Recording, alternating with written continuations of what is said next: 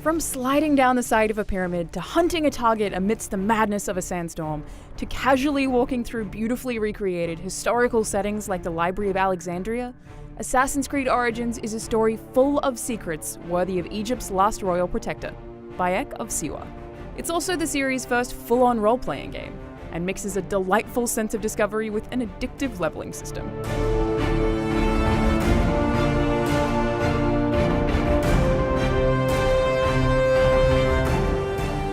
I spent 30 hours finishing the main campaign, which took me just over half of the expansive and beautiful map.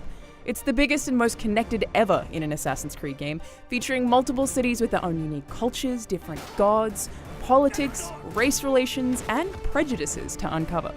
They're also distinct in architecture and environment, and that makes a significant time commitment one that's consistently varied and surprising. Refreshingly, I discovered new areas organically, through the story and free exploration, rather than through the series' traditional structure of climbing to viewpoints to have them unveiled for you. The exploration is made even more impressive by the lack of loading screens, with the exception of some story cutscenes and if you choose to fast travel. While the main story is delightfully mystical on its own, Origins also has the strongest mission design in any Assassin's Creed game to back it up. From collecting clues to solve mysteries, to gladiatorial arena fighting, to Black Flag-style ship-to-ship combat, each series of missions feels like a self-contained story with its own custom-built gameplay. Another highlight of the series is hidden temples, which, without spoiling anything, tie into Assassin's Creed's overarching sci-fi story in interesting ways. Of course, this being an Assassin's Creed game, there's a whole lot of parkour and climbing in Origins, and it's more seamless than ever. The act of climbing feels almost as passive as running, and while that does remove some of the challenge that existed in previous games, it takes a fair amount of frustration out the door with it. There's definitely a renewed challenge in the combat though, which has been significantly rebuilt. Having to know when to block, when to dodge, and when to parry creates a whole lot more thoughtful tension than has existed in previous games, and there's a fair amount of enemy variety. You also have the ability to lock on to one specific target at a time, which only made stealth segments more precise, but swapping between targets unfortunately didn't work reliably while brawling in a larger group. Then there are weapons, which vary in type, rarity, and effect as part of a proper loot system. Once I'd picked them up and learned their uses, I always kept 3 different bow types handy to swap between, and having those kinds of choices always helped with boss fights and tougher enemies. It's a constant decision-making process, and the combat is much richer for it.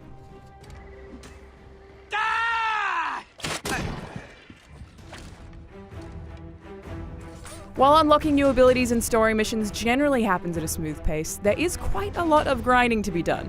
For the most part, I enjoyed it, and there are multiple ways to work on leveling up, but a couple of times the recommended level for a new main quest mission appeared as several levels above where I was when I first unlocked it. This stymied progress can be a little frustrating, especially when you have to do some low-level side quests for smaller rewards to level up because you can't find any at your level. That said, one of my favorite things to do is infiltrate high-level fortresses. For me, the biggest appeal of Origins' introduction of the level system is in that optional, self-induced challenge. On the other hand, finding a legendary weapon isn't as dramatic as it is in a game like Destiny 2. These legendaries are easy to come by in main story quests, and their effects just aren't that different to regular weapons.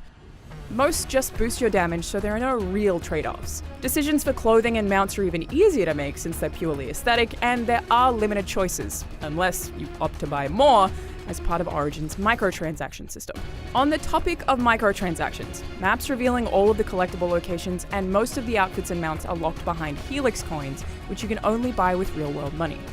Things like supplies and money can be purchased too, but those are easy enough to find in Origins' Egypt through hunting or other fun side activities that it'd kind of be a waste to spend money on them.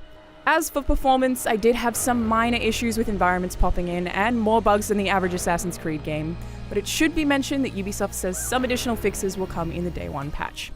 As a hottie.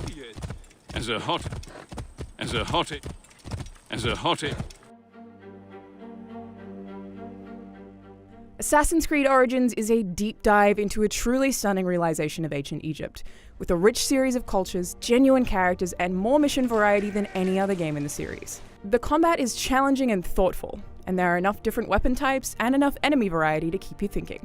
The RPG elements encourage challenges of their own, and even despite a handful of bugs, I desperately want to keep playing. For more on Assassin's Creed, you can check out our graphics comparison, our video on the history behind Origins, and the first 18 minutes of gameplay right here on IGN. I'll have your blood for that.